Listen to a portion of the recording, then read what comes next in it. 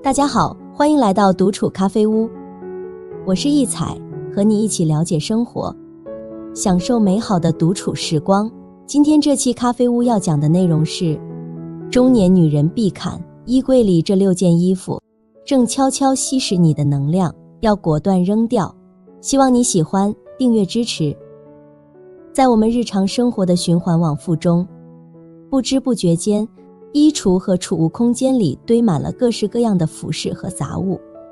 看着那些堆积如山的衣物，看着家中每个角落的储物柜逐渐被填满，我们的心情也随之变得复杂起来。有句话说得好，东西越多，烦恼越多；东西越少，自由越多。在追求极简生活的道路上，整理衣橱成了一个重要的环节。我们常常面对满载的衣橱，却似乎总找不到那件真正适合自己的衣服。想让生活更加轻松愉悦，我们需要学会断舍离，就从整理衣橱开始吧。衣服对女性来说，似乎永远买不够，也穿不够。但仔细想想，我们每天真正穿的，总是那几件。衣橱里那么多衣服，要么它们已经过时，要么它们不再适合我们，又或许总让我们和别人撞衫。在这样的时刻，我们应该果断地将那些不再需要的衣服清理掉，不要舍不得，因为这种想法只会让我们的衣橱越来越混乱，最终可选择的衣服也越来越少。而且有些衣服穿在身上，不仅不能为你带来正面的影响，反而会削弱你的能量。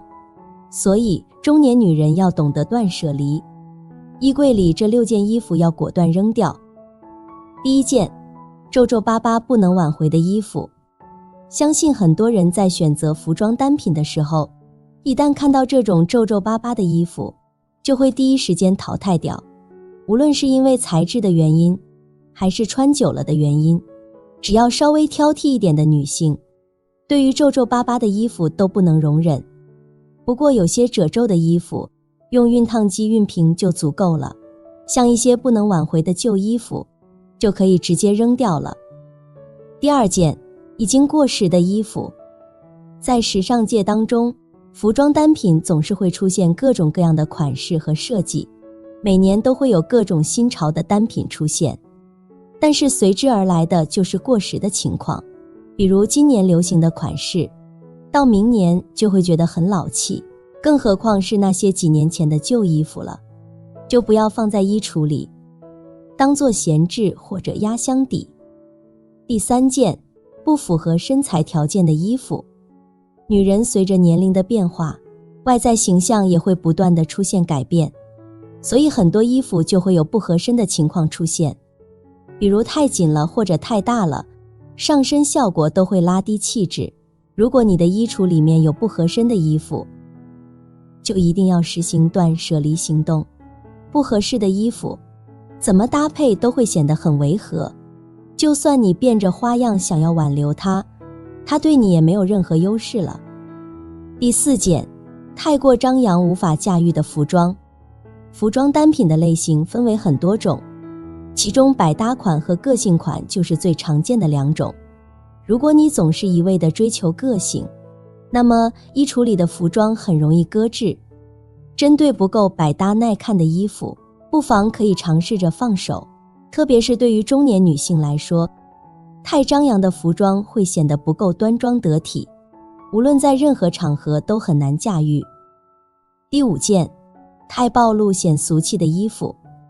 想当年谁还没有一件超短裤呢？但是随着年龄增长，我们越来越看重服装的实用性，对于这种彰显性感的衣服，反而越来越不感兴趣了。太暴露的剪裁设计会让你的造型看上去非常廉价俗气，比起露胳膊露腿，适当的露出一点肌肤线条，还可以更好地衬托出你的韵味。第6件，不再喜欢的衣服。有好多衣服，也许我们曾经非常的喜欢，也经常穿，但是经过时间的流逝，我们已经不再喜欢这些衣服了，它们也都被闲置在衣柜的角落好久了。这时候就可以把这些衣服扔掉或者捐赠出去，不仅能让衣橱变得更加整洁，也能让衣服找到新的主人，让它们发挥更大的作用。头几天我就断舍离了一堆这样的衣服，虽然在过去一段时间里我经常穿着它们，可随着新衣服的到来，也减弱了对这些旧衣服的喜爱。开始我不舍得扔，总觉得一旦哪天又喜欢穿了呢？事实就是有了新衣服，谁都不爱穿旧衣服，所以就放在衣柜角落吃灰。终于下定决心和这些衣服说再见了。我知道，就算知道一件衣服已经不穿了，但扔的时候还是会很舍不得。毕竟每件衣服都是真金白银购买的，好像不扔掉就没有浪费，之前花掉的钱就没有白花。其实我们舍不得扔衣服无非以下3个理由。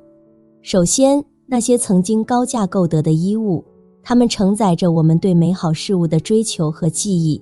虽然它们现在静静地躺在衣柜里，但那份曾经的付出让它们变得更加难以舍弃。就像我当时为了一件大衣打了2个月的暑假工，那件衣服我放在衣橱里10年才扔掉。每次想要扔掉，就会想起当时为了它吃了多少苦，直到前几年我才放下。如今我已不再为了那几千元钱而千辛万苦地去兼职。这些衣物闲置，实际上是对资源的一种浪费。那些已经花费的金钱，如同流逝的岁月，无法再回来。尽管心中有些许的不舍，但面对现实，我最终还是释怀了。而且这件冬大衣特别的厚，款式过于年轻，不再适合我，放在衣柜里也非常拥挤，每次拿放衣服都变得困难，所以今年我把它放在了社区的旧衣箱。其次，我们可能会对自己说，等我减肥成功，这件衣服就能穿了。这是一种对未来的美好憧憬，但也是对未来的不确定期许。不如给自己定下一个明确的期限。如果到了那个时刻，体重仍未如愿，那么就勇敢地让这些衣物去寻找新的主人。而且，当减肥成功时，难道不应该为自己挑选一件更加合身、品质更佳的新衣，作为对自己的犒赏吗？再者，我们可能会认为这件衣服还很新，可以留着做家居服。确实，家居服需要的是舒适和方便，但即便是家居服，也不需要太多。选择1-2件既舒适又实用的衣物，足以满足我们在家中的需求。断舍离的真谛在于学会放弃那些不再需要、不再适合、不再让我们心动的物品。它教会我们只留下那些真正让我们感到愉悦和满足的物品，那些满足我们基本需求的物品。通过这样的过程，我们不仅简化了生活，也提升了生活的品质。今天咖啡屋分享4个扔衣服不会后悔的方法，希望能帮到你。1. 想象马上就要搬家的时刻。日剧《我的家里空无一物》里有这样一个片段，当时日本发生地震后，一家人要从受灾的家中找出要用的最低限度的必需品，打包到暂住的公寓里。麻衣的妈妈说了一句话，真正必要的东西这就只有这些啊，看着不到以往的1/10。其实衣服也是如此，可以想象自己马上要搬家到另外一个城市生活，现在开始收拾行李，只能带走1行李箱的衣服。你会优先选择哪些衣服？可以真实的用一个行李箱来模仿一下，挑选出那些最愿意带走的衣服，装满一个行李箱就不再装了。但羽绒服除外，这个太占地方了。羽绒服的话，我个人是留2件短款1件长款就够了。2件短款日常换洗，长款在最冷的那几天穿。2. 设置一个1年内的后悔箱。后悔是很常见也很正常的情绪，特别是在断舍离的过程中尤为明显。如果你曾经有因为扔过的东西后悔过，不妨试试这个方法。准备一个尺寸大一点的纸箱，将那些在处理时犹豫不决的衣服装进纸箱里，再经历一轮1年4季，看看1年后自己有没有想起过里面的衣服。要是1年后发现没有这些衣服，一点都没影响，那就放心大胆地处理掉。3. 带旧衣服去旅行。带旧衣服出去旅行，可以穿完就扔，不用洗也不用往回带，这样行李箱会越来越空，越来越轻松。这真的是一个很好的处理旧衣服的方式，特别适用于要定期更换的内衣、内裤、睡衣、家居服等。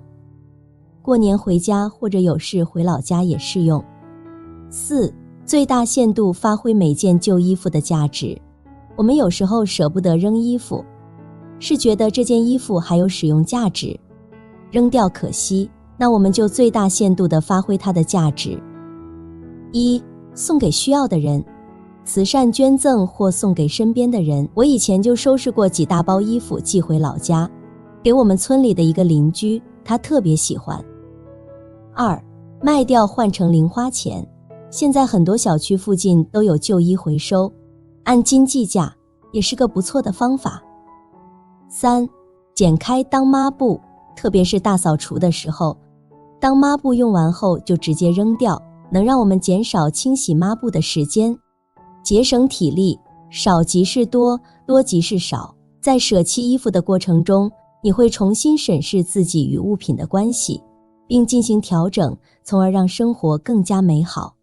很多朋友都已经从衣柜的断舍离中受益良多，比如阿雅和轩轩。1.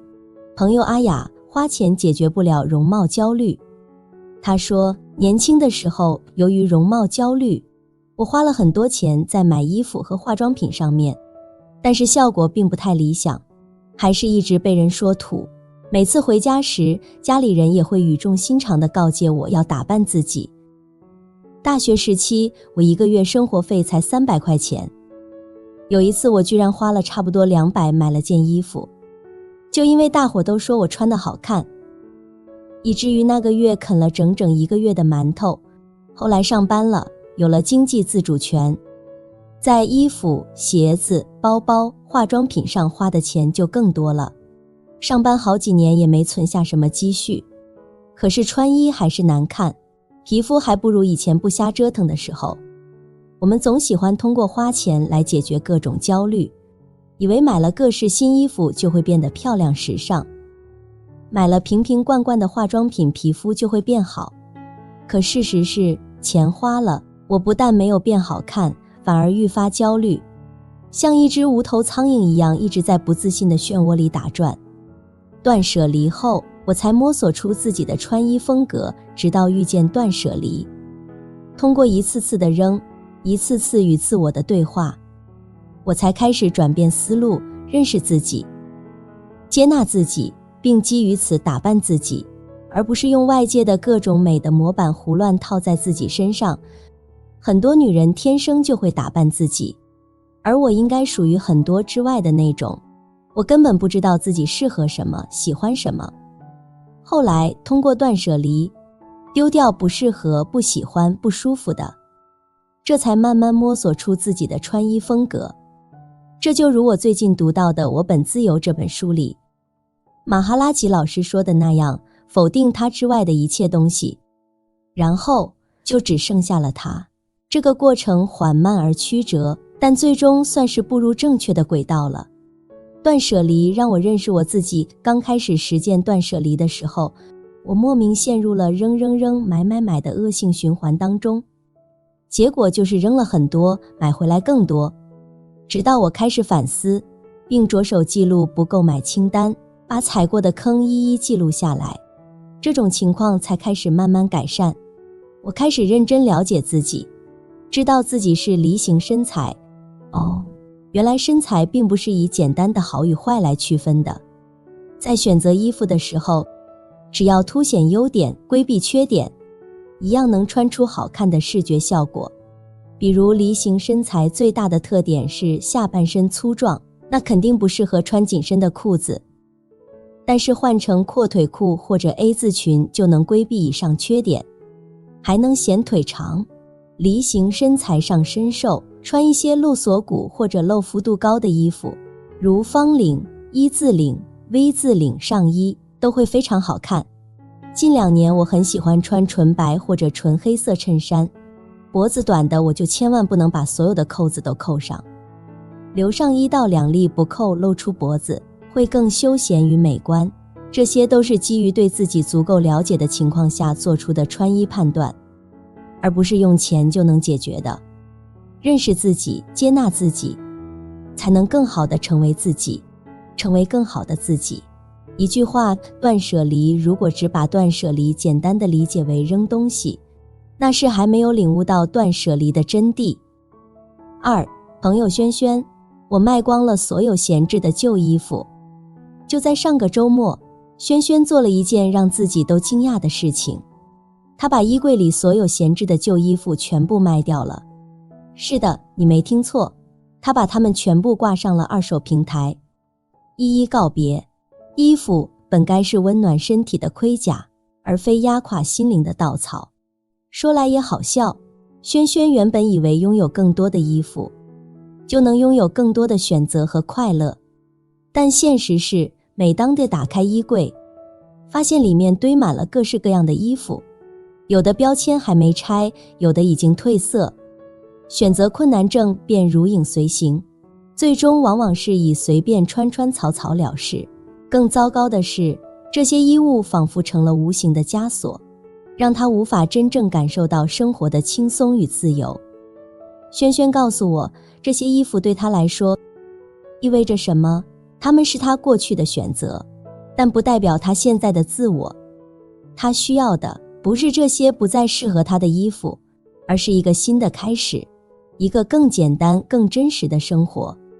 于是，轩轩决定进行一次彻底的断舍离。他将衣服一件件拿出来，仔细审视，不适合的、不喜欢的、不再穿的，统统挂上了二手平台。这个过程既是一种释放，也是一种自我对话。记得有一件红色连衣裙，是多年前为了参加朋友婚礼特意买的。虽然只穿过一次，但每次看到它，都能想起那天的美好时光。然而，轩轩也清楚地知道，自己的风格和身材已经不适合他了。经过一番挣扎，他还是决定将它放入出售的行列。那一刻，他仿佛是在与过去的自己告别，虽然有些不舍，但更多的是释然。对于出售衣物，轩轩原本有些忐忑，毕竟网上二手交易平台众多，如何操作才能既方便又安全呢？经过一番比较，他选择了几个口碑较好的平台，按照平台的规则拍照、描述、定价，然后一键发布。让他惊喜的是，不到1周的时间，就有几件衣物被成功售出。虽然价格不高，但那种将闲置物品转化为现金的成就感，却是无法用言语表达的。每一次的放手都是为了更好的前行，而那些曾经的负担，也可能成为他人眼中的宝藏。随着一件件衣物的离开，轩轩的衣柜变得前所未有的整洁和有序。更重要的是，他的心灵也经历了一场洗礼。他开始更加珍惜眼前所拥有的，不再盲目追求物质上的多。他学会了倾听内心的声音，明白了什么才是真正适合自己的。是啊，断舍离不仅仅是一种生活方式的选择，更是一种心灵的修行。它教会我们如何与自己和解，如何拥抱生活的本真。当我们勇敢地放下那些不再需要的物品时，其实也是在为自己的心灵腾出空间，让爱与自由得以流淌。生活不在于拥有多少，而在于感知多少。真正的富有是心灵的富足与自由。当我们完成衣服的断舍离以后，为了让我们的衣橱保持精简，那么就需要以下几步。1. 需要控制冲动购买的欲望，总结不买清单。虽然说扔衣服是断舍离的第一步，而我们想从根本解决问题，却是要控制自己的购买欲望。当我看见一件漂亮的衣服时，如果有想购买它的冲动，我就会问自己，这件衣服我真的需要吗？它可以穿在任意的场合吗？这件衣服真的适合我吗？我还有没有类似款式的衣服？通过这样的理性分析，我发现我的购买欲望并不是那么强烈了。这样就避免了不必要的浪费了。后来我总结了一份不买清单，把曾经让我心动，但是却不适合我的衣服列了出来，以免我下次再走同样的路。2. 避免想象式购买，我们应该理性购物。其实我们大多人买衣服都属于冲动消费，或者为了未知的未来过度想象而买衣服。为什么这么说呢？打个比方，当你看见一件衣服之后，你就会想象你穿上这件衣服一定会非常好看，或者想象着以后出去度假旅游的时候穿，拍照一定很好看，而买回家之后，才发现你根本没有时间去度假旅游，而这件衣服也被压在箱底，白白花了那么钱不说，还占了衣柜的空间。所以我们应该理性地对待购物，只买自己当下真正需要的。3. 提升自我，让衣服为你服务。以前没发现，同样的衣服为什么别人穿很好看，自己穿就不是那个感觉。现在我明白了，人穿什么样的衣服不是那么重要，关键在于穿衣服的人本身。如果身材臃肿，再好看的衣服也穿不出苗条的感觉啊。气质好的人，哪怕穿了一件普通的 T 恤，也显得气质非凡。所以我们还是注意自己的锻炼和保养吧，气质和体态都提升上来了，穿什么也都好看了。4. 找到适合自己的审美，不盲目追风。潮流更新换代，好看的衣服层出不穷，但是这不代表流行就适合你自己。曾经我也因为追赶潮流而买了不少衣服，结果穿了之后，发现根本不就适合自己，最后这些衣服就只能被闲置了。不适合自己的衣服穿在身上，浑身不在的同时也没有自信。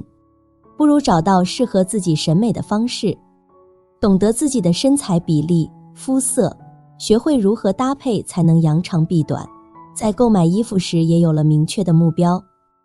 5. 珍惜金钱，合理投资。人们常说，只有当你真心热爱金钱，金钱才会向你靠拢。